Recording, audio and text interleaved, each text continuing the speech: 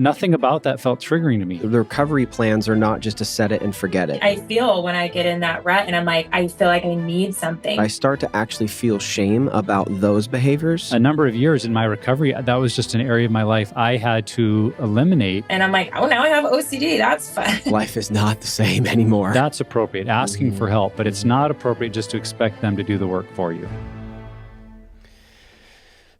You guys crushed it. Let's move on. Ashley Jameson, welcome back to the podcast. Thanks for being here. I am very happy to be here today. It's awesome. Friday. I appreciate the natural light that you always have now. We have some guests that I feel like they're recording from a cave and it's hard to see. Tyler Chinson. Yeah, we had our friend Tyler. He had an orangish glow. Of course, he's in Arizona, so it could just be how great his tan is, but he looked a little orange. That is true. And if you listen to that episode, and better yet, if you watched it, he said that his couch is orange, but is it just because he's so used to seeing it on the filter of his screen on his computer? Anyways, let's not get too much into it. But Ashley, we are excited to have you. And just, as you could probably already tell, listener, it is a Friday afternoon where we're at. So give us grace. Okay, specifically this episode, we had a listener specifically ask Nick a question about stuff that you've talked about in your story, specifically how fantasy sports was one of the slippery slopes for you in your story. And the listener just wanted to have us unpack that. And I thought that it was a good idea to kind of use that as the topic of slippery slopes and try to figure out really where these are in our lives and how to be careful on the journey of healing and how to navigate all of these. So to kind of start, will you just kind of set the stage? Maybe people haven't listened to this, Nick, but you've mentioned fantasy sports being a slippery slope. Talk us through what that was like. Yeah, I think the easiest way to kind of talk about that is to have in mind the FASTER scale. And I think a lot of our listeners are aware of that, but just in case you're not, the FASTER scale is an acronym. It's an emotional inventory that we take on our way down to relapse, which is the R of FASTER. But the other acronym or the letters are forgetting priorities. A is anxiety, S is speeding up, T ticked off, E exhausted, and then R relapse. And one of the things we talk about that forgetting priorities is that first step away from trusting God and others, living in recovery, paying attention to my responsibilities and principles and, doing the things that God has called me to do. And so there's nothing wrong. I just want to say this, there's nothing wrong with enjoying sports or playing fantasy sports. But for me, that was very often the forgetting priority step because it meant that I was beginning to procrastinate. And I didn't know this in the moment. It was part of my recovery journey to realize that would become something when there were difficult tasks in front of me, assignments that I didn't feel certain about, a phone call I needed to make that was making me a little anxious. It was easier to just go online and waste time, on my fantasy football team, which was what was kind of funny about it to me. Football games happen once a week, or now it's like 4 days a week, but in general, you could go, in theory, set your team for the week and look at it one time and then just let your let the players play. But I was multiple times a day going back to my team, reading up on, and some people do this, which again, if you do it in a healthy way, it's fine. But I was spending inordinate amounts of time just kind of looking at my team, proposing trades, thinking about who's going to do well, reading up on the odds makers. And really, it had become a way that I was avoiding things I needed to be doing, which then became part of my pattern that now I'm more anxious because I still haven't done the thing that I need to do. Yeah. And then I would rely on enough anxiety to kick me into speeding up mode. And then that wouldn't work and I'd be ticked off. And it just became part of the progression where very often as well, when you are on a slippery slope, it's a place where you tend to encounter triggers.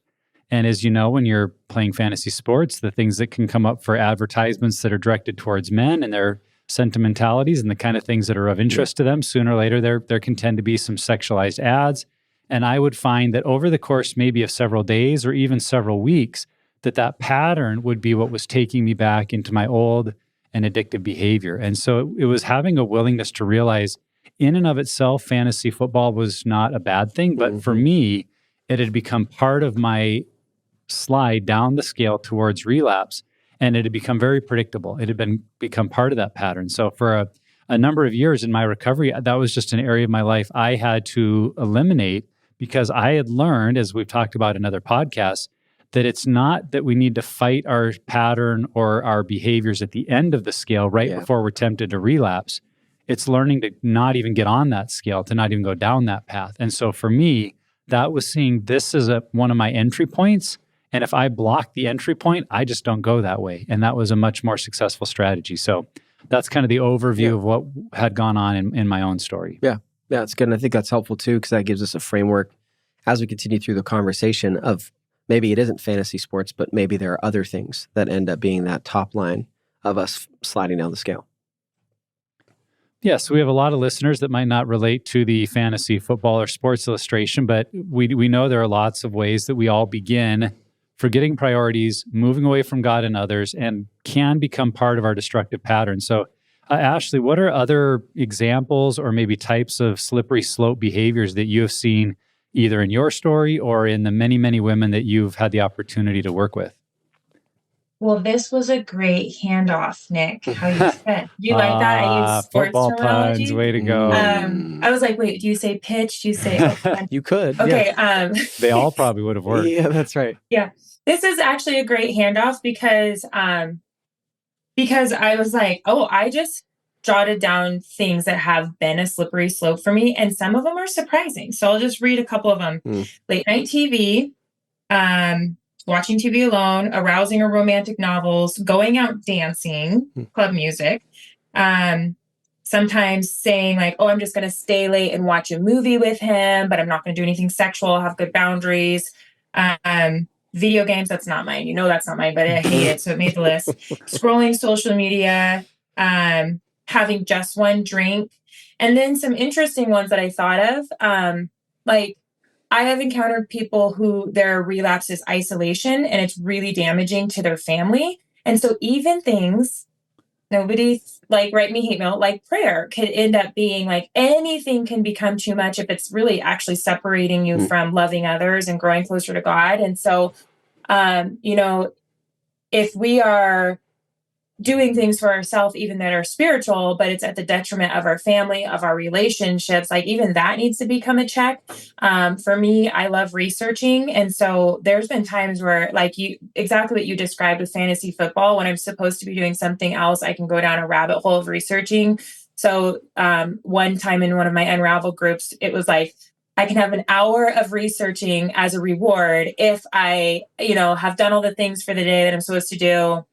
And then I can have this freedom and this peace to just sit and like go down a rabbit hole of researching things. But other times it's been like, I walk away feeling really gross. And so I truly think that anything can be a slippery slope. And I've had the Casting Crown song stuck in my head all day. Like, which one I'm talking about? It's a slow fade, that one. And just like where black and white turns to gray. I've been singing it all day because of this episode that, I think that is the trick of the enemy, is to take something even that seems good and distract us from what is our best. And I think he can do that with anything. Yeah. I think to clarify, maybe at least my perspective on it is I think that it's anything that causes you to isolate. And as you were talking, Ashley, I thought without like parameters or boundaries around it. So, for me, there are times when I go home and, I get home and I just want to change and relax and not necessarily need to play lightsabers with my kids the second I walk in the front door. And there are times where I find myself going back to my room and just like checking my email or doing something on my phone mindless. And even that can be a slippery slope, because if you look at it, it's a pattern of pulling myself away from relationship or from things maybe that even though I don't want to do, I probably should be doing at that time. And so I think it could be social media, YouTube, even work can be that for me. But being able to identify what are patterns or behaviors that I have that tend to pull me away, not in solitude where I'm doing it for the purpose to re-engage, but I'm pulling away for the purpose to avoid and not be present in any moment. I think that those are the behaviors that I could identify as slippery slopes. Yeah, I think what you're hearing is that for different people can look different, because it's for some people, it's not isolating. It's actually the opposite, that they're choosing to be around people because the thing they should be doing, a work assignment, meditation and prayer is something they need to do alone, but they don't like to be alone. So they'd rather go out with their friends. They'd rather play video games online with people. They'd rather go and do something interactive, but that for them may actually be a part of moving away from God's priorities in their life, or the things that they know they're being called to do. And I think, again, to come back to the faster scale, that's why in group, a lot of times when people are like, oh, I don't really identify any behaviors, I will encourage them, we'll read through that whole list under forgetting priorities and tell me if any of those behaviors were true at any time during the week. And when you start thinking through, to read some of them: secrets, less time and energy for God, meetings or church, avoiding support and accountability people, superficial conversations, sarcasm, isolating, changes in goals, obsessed with relationships, breaking promises and commitments, bored, overconfident, procrastination. So I think if you hear that list, we all start to go, oh, well, I do some of those behaviors like every week, right? Because it's not possible, I believe, if we're being fully honest, it's not possible to live 100% in restoration all week long, because it's just our human nature to kind of lose focus, to drift towards other things. And it's just, the key is seeing in my pattern, in my story, in my history, where has that consistently led to the next thing, and then the next, and then the next. And whether it's with people or alone, whether it seems like a fun thing or a boring thing, like if it's part of my routine pattern, I need to identify this may be a slippery slope that takes me down to that next behavior and the next and the next, that ultimately takes me where I don't want to go.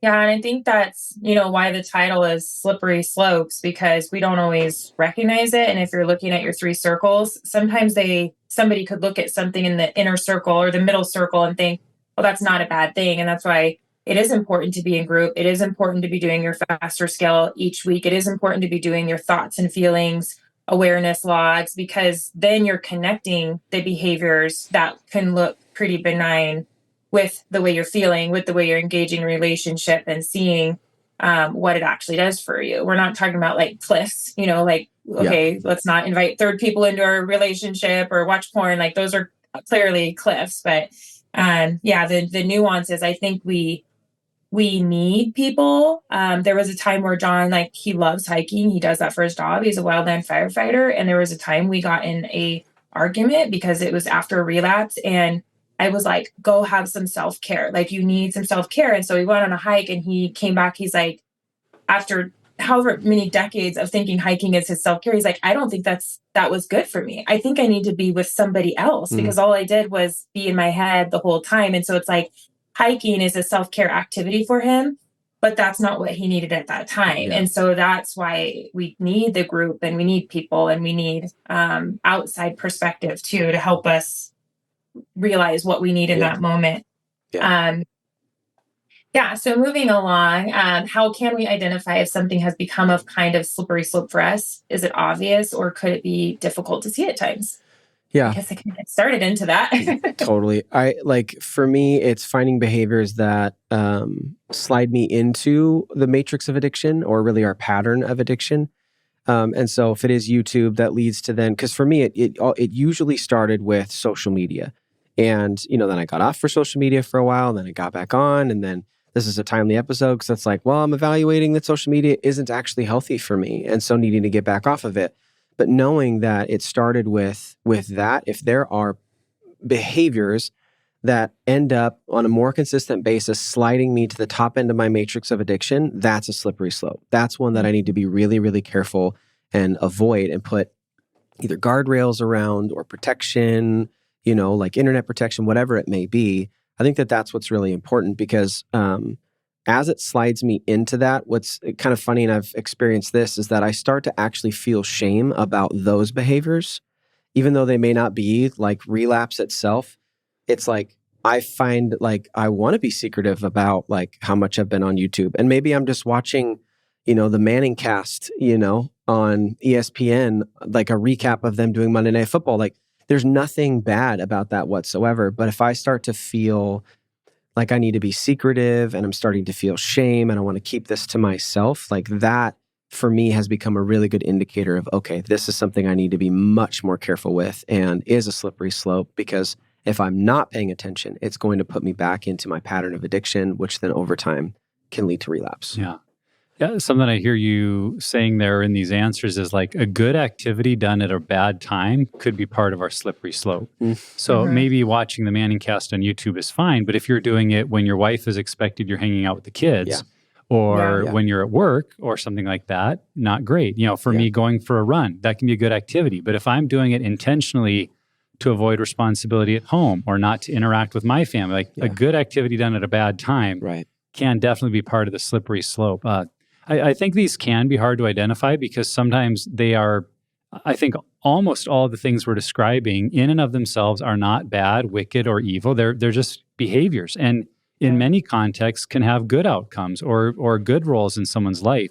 And that's where we maybe haven't seen in our own pattern because we all tend to be a little blind to our self pattern that they're present there. That's why I think it's vitally important if you're in a recovery group, if you do have a relapse or even a lapse, that you take some time to fill out like a crash analysis, which is just a really thorough kind of, let's think through what happened. What were the preconditions? What have I been avoiding my group members? Have I been making my phone calls? Just to try to get you to look at the whole context of how did this happen? And then if you've done a few of those, being able to start to connect the dots and go, oh, boy, I'm realizing, for me in my first year of recovery, there was some real humility that I had to see about how often relapses were on Mondays, which is, for people in full-time ministry, such a classic example of you're kind of spent and tired and worn out after the weekend, and Mondays you're susceptible. And I had so isolated my behavior as just bad choices that I hadn't even seen the pattern of how frequently this was happening. So I think that's where we need the involvement of others.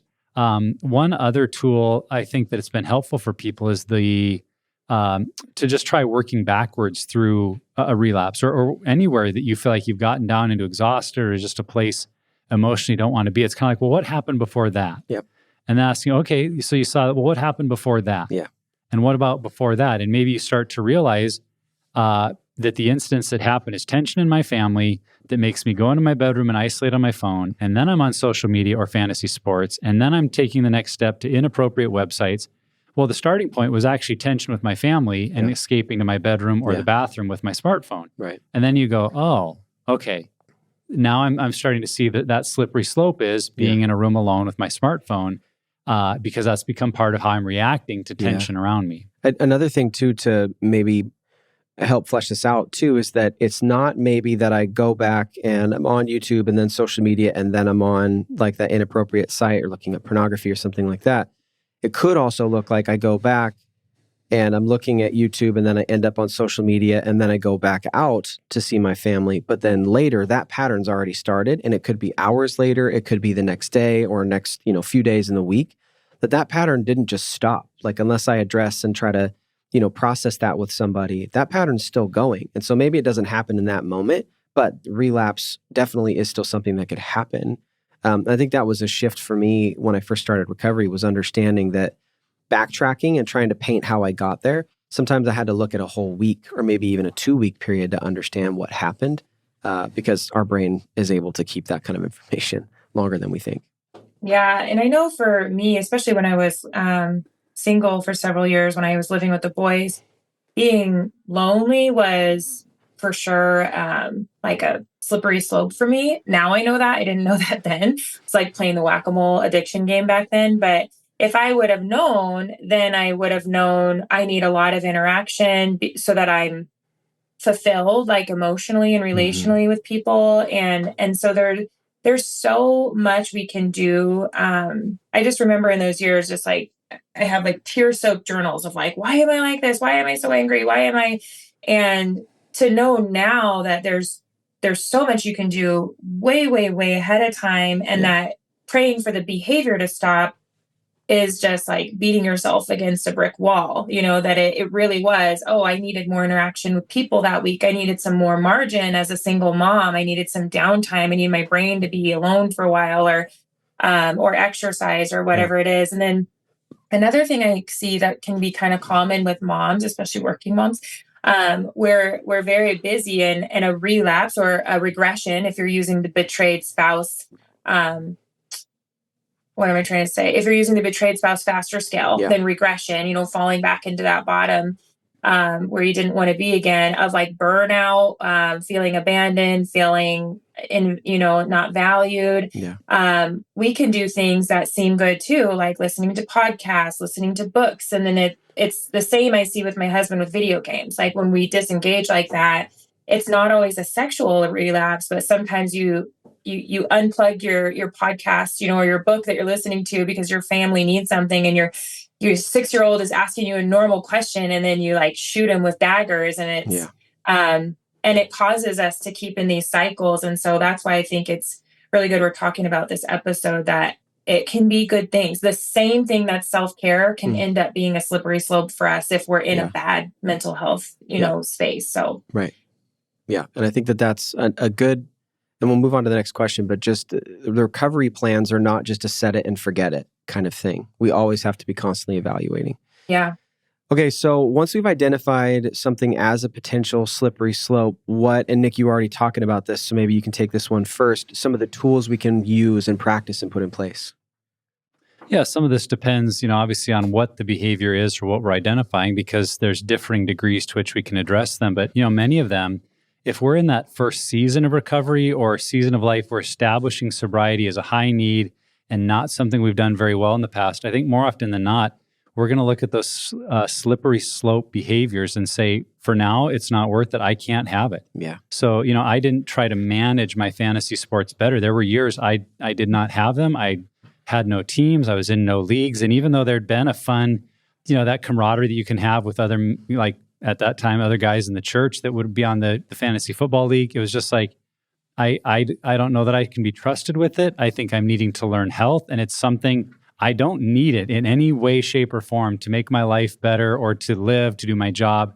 So I need to be willing to let that go. And so I think many of these you might say, this is just a new guardrail or boundary I have that I don't engage with it at all, at least for this season. And then, like you said, over time, as we grow, as our relationships grow, as we change in the kind of self-awareness of our pattern, there are some things that we may see there's ways we can safely engage in an enjoyable activity without it becoming part of our slippery slope. But I think there are other things like, you talk about isolation or going to your bedroom alone. Like, you can't have a boundary that says, I never am in a room alone. So you may have to, in other ways, be creative to think about what are the elements that make that dangerous for me. So, one of mine was having my cell phone in a bedroom or bathroom alone. Like, I just learned I leave my phone in the common areas of our house because that would make it then, so being in my bedroom or the bathroom alone was not a danger. It was the combination of things. So I think it's just looking at the behavior and saying, what do I need to do, especially in this season, if this has been part of my pattern, to just eliminate it so it's not constantly taking me back down that way or creating the environment where I could be triggered and kind of battling my old demons all over again. And so that's also where I think the value of a group comes in, that we can get their advice. We hear what the steps that others are taking. And we can even bring some that we're not sure of. If it's related to how we do our job. I've had that a lot with guys that will say, well, I can't get rid of my smartphone or the internet on it because it's part of how I answer my work calls and do this and that. And so we've, as a group, will strategize, okay, what are ways that can help you mitigate that being a slippery slope in your life, but maybe not require you to quit your job over it, and then at other times, if people see that it's all connected, I have had people change jobs or careers or that sort of thing because they didn't see any other way to safely remain in the roles they were in. So, like I said, depending on the behavior and the environment, it's very, very different. But I think just looking at, for this season, how do I eliminate this temptation from my life so that I can be wholly engaged in my recovery? Yeah, and I think too, like a good reminder for me is, that we don't just arrive. Like, we're not going to go through a 3 to 5 year recovery process and then be done. And so we start usually recovery with really, really high guardrails and need to gain some stability and maintain sobriety. And then you peel the layer, like you move more things from your middle circle into your inner circle of, on the 3 circles exercise. So when I look through my Unraveled book, it's like, year 1 is dealing with love, sex issues. And then, the second time through, I was dealing with anger, especially toward my kids, because they were safe people for me. And then I look back and I'm like seeing answers written in the margin of, I'm really wrestling with food, which is a surprise because that was an old behavior from a decade ago that's creeped its way back in. And so I think we get to a place where things are not as big of a struggle anymore. Like, we can get a handle on sexual addiction and that might not be a big struggle anymore, but we still have that nature as a person that when life gets stressful, our brain doesn't want to feel that. And so it's going to be looking for relief. And that's where we have to stay super attuned and watch for these little creepers to come back in, or different new ways where it's like, oh, now I'm kind of disengaging with books where before it was porn, or that we can find new things. And so I think that's why it's important to continue to at least have a community where you can say, I feel like I'm in a rut. Like, that's the language I use, is my brain feels like it's very rutted right now. And then there's other times I just feel very free and not chained by any addictions, or not being pulled anyway. And it's like I'm living in health. And I feel when I get in that rut and I'm like, I feel like I need something constantly. And that's where I'll start reaching out for help and making some plans. So another tool I'd mention, just because I think technology is really a slippery slope for so many people, especially on the front end of recovery, but can absolutely continue to be one for people as they go in their journey, is the tech action plan, is just evaluating how you use technology, what boundaries and guardrails you need in place, how to maintain health. We've talked about on the show that maybe it's getting rid of a smartphone completely. Maybe you have, your laptops and things at home like locked down, but having a tech action plan. So it's a proactive plan you put in place on how you're going to use all your technology across all the devices that you have. I think that kind of tool can be pretty helpful. And I mean, the tools you guys mentioned, we'll make sure that those are in the show notes as well. There is plenty of stuff definitely to use. Yeah. I was thinking too, my kids have the Bark monitoring app, and I just love it so much. But I also put a timer on my Amazon app. And so my kids are like, why do you have a timer on your, it'll be like, you've run out of your Amazon time today. And I'm like, man, I have ignored that timer like 4 times today. So I think I need to increase my time just a little bit so I don't feel so deprived. But or do you? That's kind of my question. I do. Okay. All right. Well, she lives a long ways away from a real store, so Amazon is her store. I mean, I hear you. I just feel like maybe we should ask. I feel like we should ask John. Do you think she should be spending more time on Amazon? Yeah. He brought in a package today. I was like, that's a return from a present you bought me 2 months ago, and I'm still trying to find the right item. That is not a new purchase. I can see the look he must have given you to get that response. That's perfect. Yeah. Well, I think as we're trying to identify these slippery slopes, and there's maybe some that will be more obvious because we see that historically they've been part of our pattern. But I think the reality is that at some level, anything could potentially become a slippery slope for us. So how do we stay in a place, Ashley, where we're vigilant about protecting ourselves and setting up those helpful guardrails? Maybe not just one time, but how do we make that an ongoing part of our recovery and plan for health? Yeah, I would say too, I know we've talked about like all these kind of sneaky, slippery slopes, but if somebody's listening, they're in early recovery, we were really, really intense. I mean, John almost did not marry me because I would go to the bars and dance with everybody. And so I had to decide that my relationship with John, Jesus, myself was more important than whatever felt need I was chasing. And so I had to say, okay, I'm not going to go out dancing. It was something I really enjoyed doing, but I did not do it for the first 12 years of our marriage. And then when I finally did go out dancing a couple of years ago, it was like a piano bar with my Bible study group. So, it's, and they knew, I think even when I started traveling with you guys, it was like, I had all these boundaries around bars, and because sometimes you're eating at a bar and grill, or just really, really cautious about that. And so I say, if you're early in recovery, do it all, do everything. We were able at that time to not have internet. It's harder and harder with jobs now. I was experiencing a lot of panic attacks as a newly betrayed spouse. And so I could not watch or listen to anything dark. Even the scene with Snow White, where she's like running through the forest, that was a trigger for me. So I literally just didn't even watch TV because anything would trigger a panic attack for me.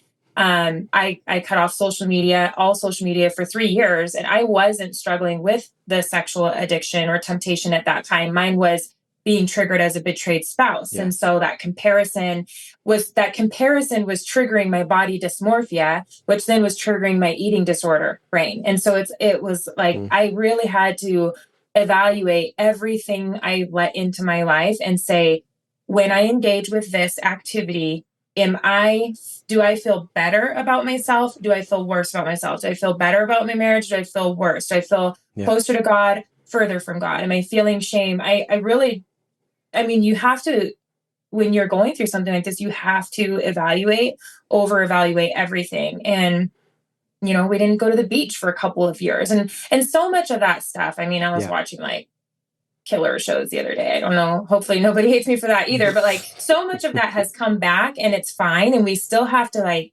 okay, is this appropriate? Is this going too far? Is this too sexual? We still have those conversations, but in the beginning, just cut it all out and give yourself that peace of mind. Like, let your limbic system calm down and turn off all the decision fatigue, the white knuckling, and just let yourself fully engage in recovery. And then I really think the only way that you can maintain having good guardrails is to keep up on your tools, and on your tools with other people who know you. So your spouse, they'll be honest with you, I'm sure. Your group, have people that can speak into your life, and they have permission to be blunt and honest. I think that's the best thing we can do. I see people go downhill when they don't let people close to them be blunt with them. And so have those people that can say, is that really healthy for you? I had to say that to a friend of the other day, like, you are listening to so many books, and your fuse with your kids is getting really short. And I just think there's a connection there. And so and she was like, that's interesting, so have people that can do that for you. Yeah. The only thing I would just add on is just asking, and I think not even add on, I would just say with people, friends, groups, group members and spouse, like, ask the question, like, where do you see me isolating, with what, at what times, with what behaviors? Because they're going to know, like, they're going to be like, well, when you're on your phone, or when fantasy football season comes around or something like that, they'll be able to give you some clarity, stuff maybe that you can't see. Yeah. I remember hearing Dr. Ted Roberts say, new levels, new devils. And the idea that when things change in our life, so do some of the triggering areas, or the things that could become a slippery slope. And so I would say that if you're going through any kind of season of change, you're going from single to married, you're going from an apartment to a house, you're getting a new job, you're changing positions, you're going through crisis, or have had a death in the family, like, just all those new environments tend to cause things to kind of get dysregulated, and new things maybe going to crop up. And I think that's the value of staying in community and being in group and talking with our spouses, is that what at one time was maybe not an issue at all could suddenly become really a part of that pattern again. And so I think it's what we've talked about, that willingness to pull out our 3 circles tool, and where we have created guardrails to evaluate, are these working? Is there anything I need to add? Is there anything I need to change? Because life is dynamic. And so our guardrails need to be dynamic along with it. Yeah. And we just need to have that eye on what is becoming, because that's the other thing, is when we remove maybe some things that we've used as a crutch or an escape or a go-to, and it's been our slippery slope, and we take them out, at first there might be kind of some peace and relief, like, I'm not battling that. But over time, you're probably going to find that something new starts to gravitate in that, I didn't used to have that issue, but I'm realizing that now when I'm frustrated or upset, that's the new thing I do. Yeah. And if we're not attentive to that, it can become a new slippery slope all over. So the only other thing I would say is, on our spouse's behalf, is if this is part of our story, if betrayal trauma has happened in the relationship, they are maybe even more fearful of the slippery slope than you are, of feeling like, well, I know you're just doing this, but this leads to that, to that, to that, to that. And some of their fear or worry around that may last much longer than your own sense of being triggered by it. And, I have to be reminded by this, because there are still, and I don't quite have my finger on it with my wife, but even after 14 years, there are certain types of scenes in movies or TV shows that trigger her kind of fear response of, is Nick seeing this? And we've had several conversations where it's like, I didn't turn my head away, and I'll say, well, nothing about that felt triggering to me. I was not at all, excited by that.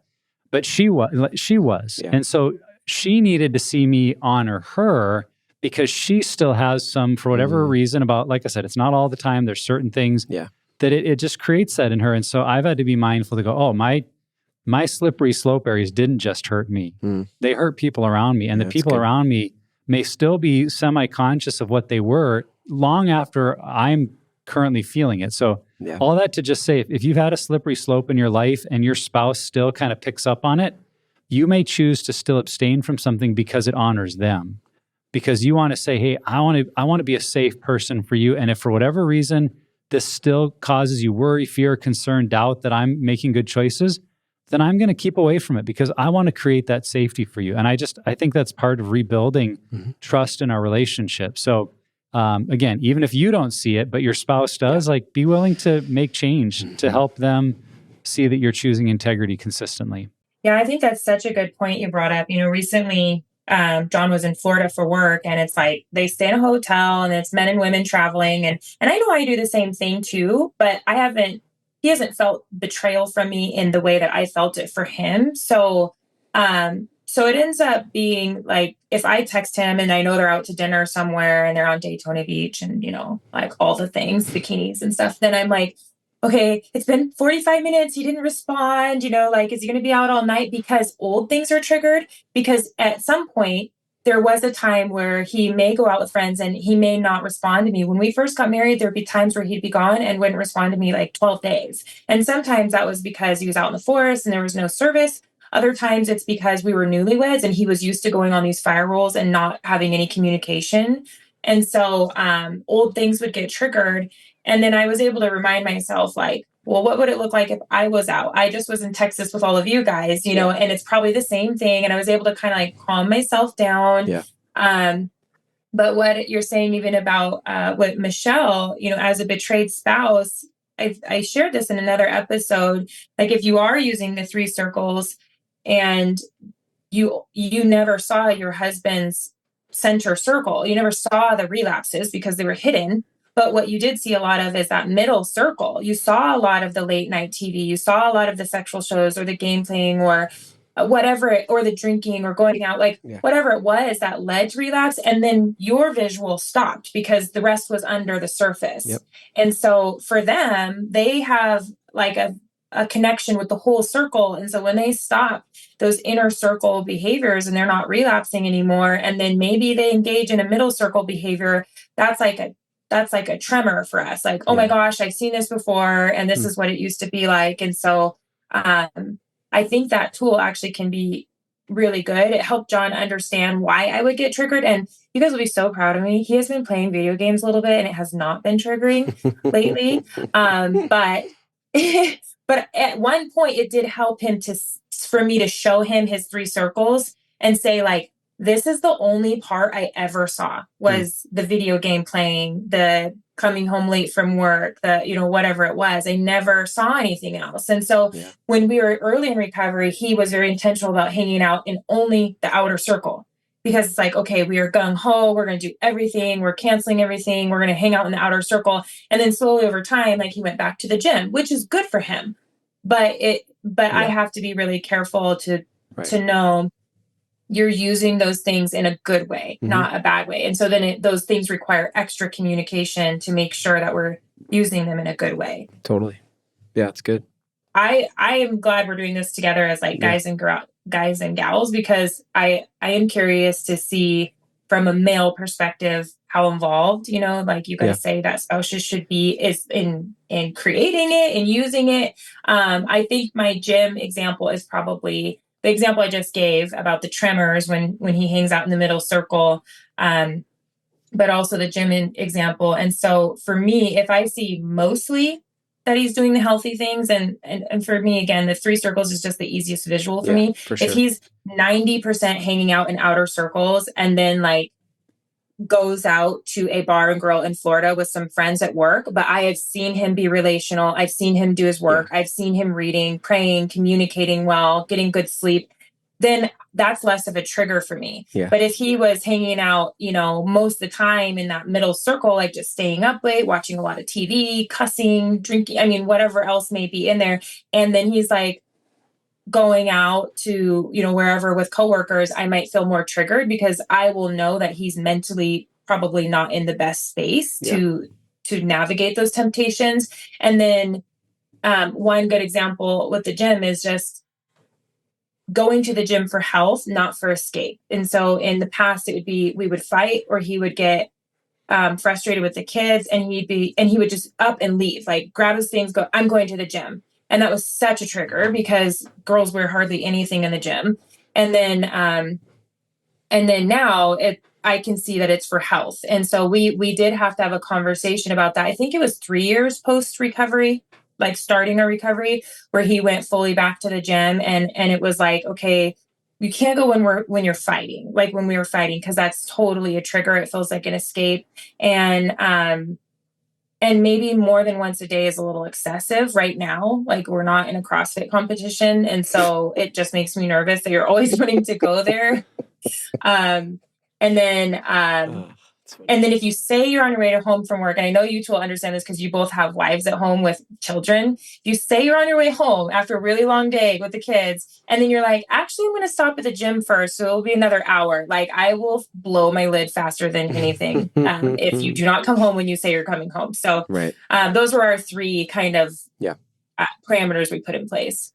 I think the first thing that came to mind with this question is just depending on where you are in recovery. But if you're on the front end, I think that you need to do things that make your betrayed partner feel safe. And so that may mean, a lot of the stuff we've talked about, identifying those things that, for John, didn't go to the gym for a while, like take that off the table. And yeah, that's something that may be good self-care, but believe it or not, there's other things you can do for self-care that your spouse may feel more comfortable with, or maybe, okay, like, I need to be able to see you. You can buy weights and, like, I'm going to watch you work out. Like, that feels like something Ashley would have done. But I think that something like that, Totally. Where I think that they need to be absolutely involved because it's them that you betrayed. And that's the person you need to develop trust with again. And so I think that's at least just my thought, is if it's on the front end, they definitely need to be involved. Not that they don't longer, down the road, but I think for sure they almost help set the trajectory of what you are doing and are not doing. And I know that can sound controlling, but I think you guys hear what I'm saying. Well, I think the truth is that our spouses, and I mentioned this, our spouses probably recognize the slippery slopes better and sooner than we do. 100, yeah, no question. And to go back to my story of fantasy sports, I was not the one that put fantasy sports in my middle circle for guardrails. It was the first time we were talking it over as a couple, and my wife said, well, what about fantasy sports?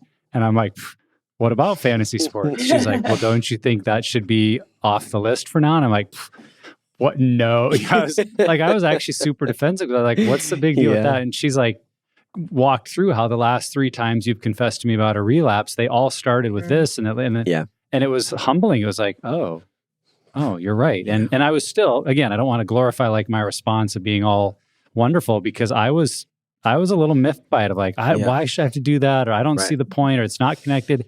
And it literally came to the point, my wife said something to the effect of, you can have fantasy sports or you can have me, but you can't have both. Which do you want? And I was like, okay, I think this is pretty serious to her. But as I look back, she wasn't attacking the fantasy sports, right? She was seeing, this has been part of the pattern that really, really hurts me. Yeah. And if you're not willing to change the pattern, I feel like you're not willing to stop hurting me. And why would I want that? And so that's the role I think spouses have, is if they, and I would say this in a relationship where you're working on, rescuing and saving the marriage. I mean, they don't have a whole lot to offer if they're, if they've given up and left the home. And I mean, maybe you don't choose to value what they say then, but if they're trying to fight for the marriage with you and they see something and say, this is a problem.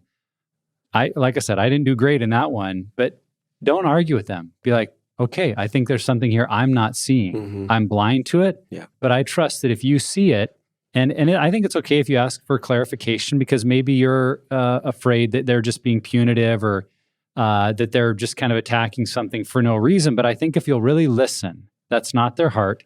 Their heart is say, I have seen consistently this leads to this, leads to this. And you're willing to say, okay, let's deal with that. Let's get it off the table so that you can see my sincerity and change. Because that's going back to that conversation with my wife. Like, if you're not willing to let go of something like watching TV alone at night, or fantasy sports, or, whatever it is, they're like, if you won't even change that, and yet you're saying I'll do anything to make this up to you, they're like, no, you won't. You're not even willing to give up some little thing that I'm saying is part of your journey. So I think they have a huge role to play, and they may ask for you to change some things that you don't yet see why you need to. But I would say, man, again, if they're fighting for the marriage with you, go with it. Because if it's going to help you restore the marriage and trust between you and your spouse, like it's worth it. So I think they have a big role to play. Totally. So if we know that they clearly need to have that role, let's look at another important group of people is really just our group, the people who we're going through recovery with, people we're doing these resources with.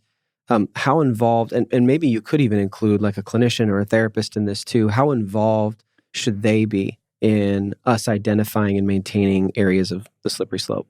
Yeah, two things real quick. One, I would just say there is a danger here where I've seen guys kind of be like, well, if the group tells me I need to make this boundary, then I will. And then I'll find out like through the course of meeting, they said, well, I brought this up when I told my story and no one told me I shouldn't, so I didn't change it. And it's like, well, now you're kind of putting responsibility for change on the group. You're waiting for them to tell you what to do, and that's not healthy. So in that regard, you have to take responsibility for your change.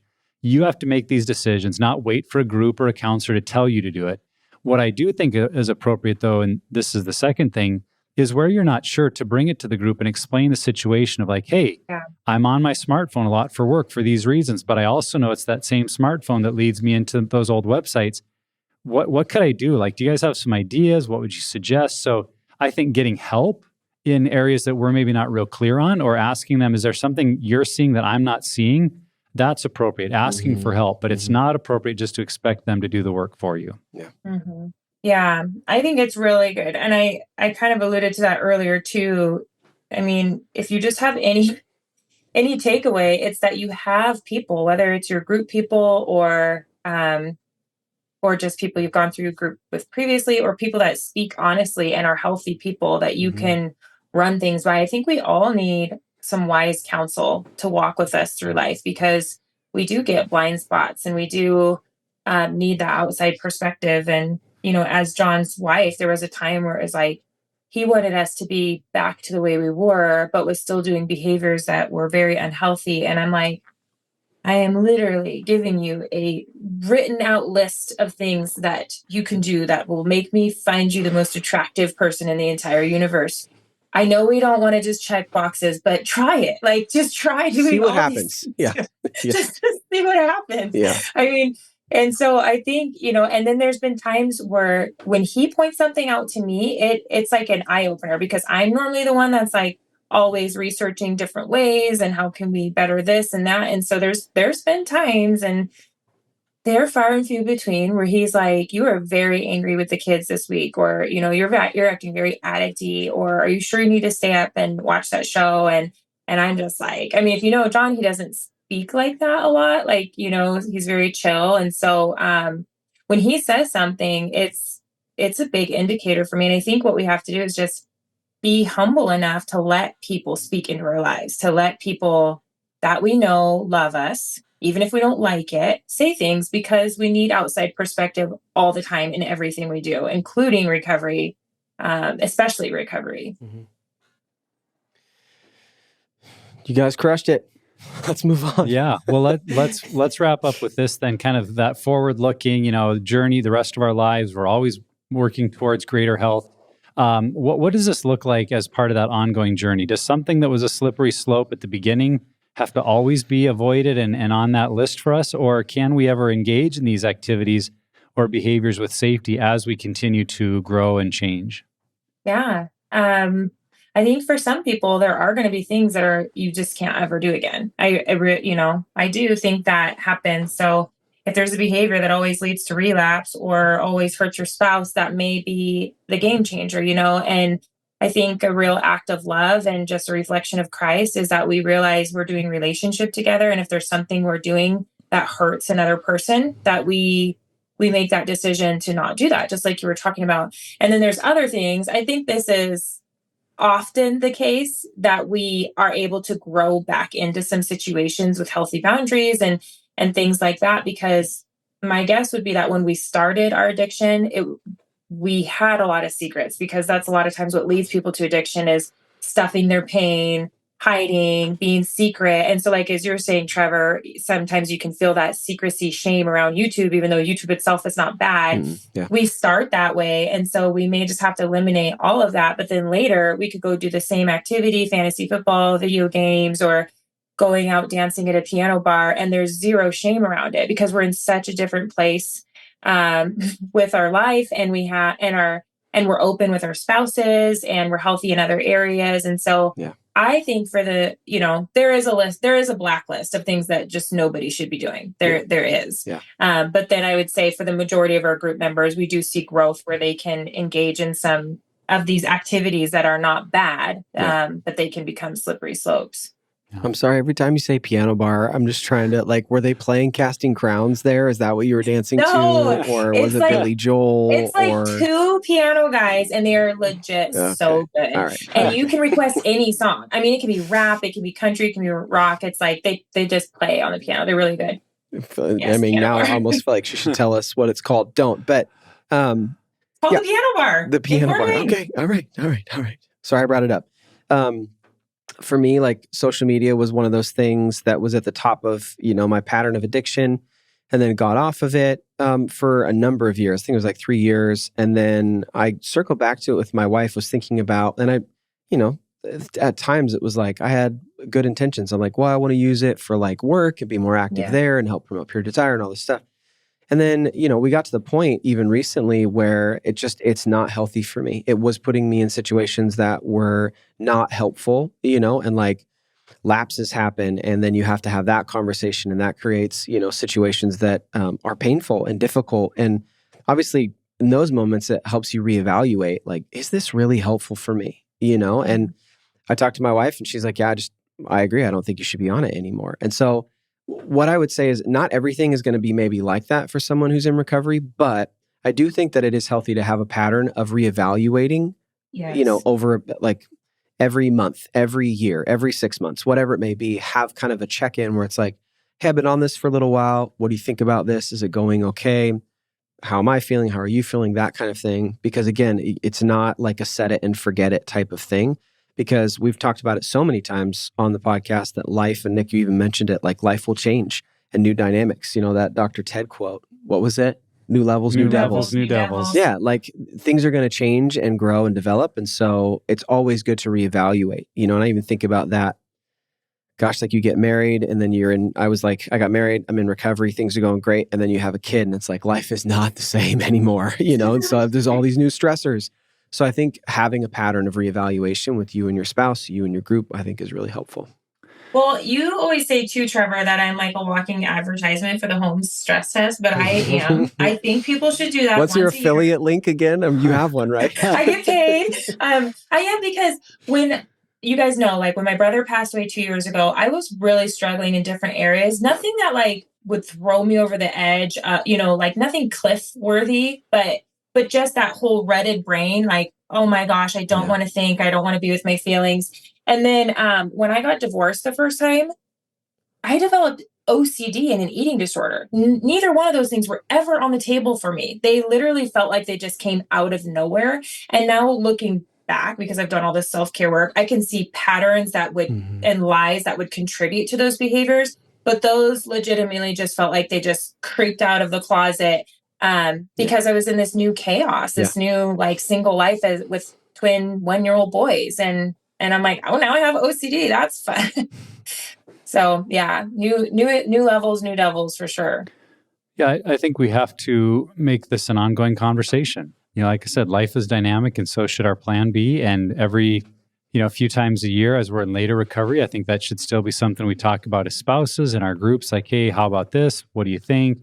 Here's some adjustments. And I think both to add things that have become maybe new areas and being able to adjust or shift things off that aren't a concern. So, that's good. In our marriage, I think probably 5-6 years ago, I brought up, there was a church group doing fantasy football again. I'm hey, what do you think of me playing and in the league? And my wife's reaction was very much oh, we're not ready for that. Okay.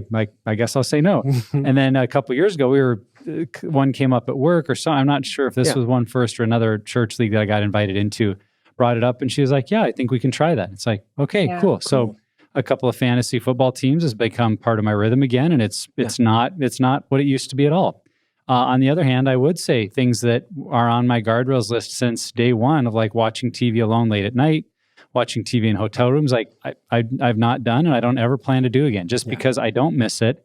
I don't see the value of it. And it's why would I re-add something just so I'm like, well, I have the freedom to do this when I don't even see the value it adds, but know that there could be dangers there. So I think it's just realizing some things will stay and just become part of our new normal, where other things may develop and adapt over time. And it's just impossible to say which are which, because I think the other side is the healthier you get and you participate in this with your spouse and with others in group, like the more accuracy you get to look at your own life and make some of those distinctions or wisdom decisions on, that's just not wise for me, and I'm okay with that. So I think if right now you're not sure what it's going to be, like the greatest thing I can tell you is just pursue your health, just pursue your recovery, just pursue sobriety, pursue change with everything you have. And some of these decisions about your guardrails and what's a slippery slope, like they just become more evident as time goes on. Yeah. It is interesting that this topic, it's not one that's just at the beginning of recovery. It's something that will last our entire life. That it's always, sometimes the target on what is a slippery slope is changing over time. And so we know this conversation definitely contributes to people who are in recovery. We hope it was helpful as you evaluate where you're at, maybe what some of those slippery slopes are.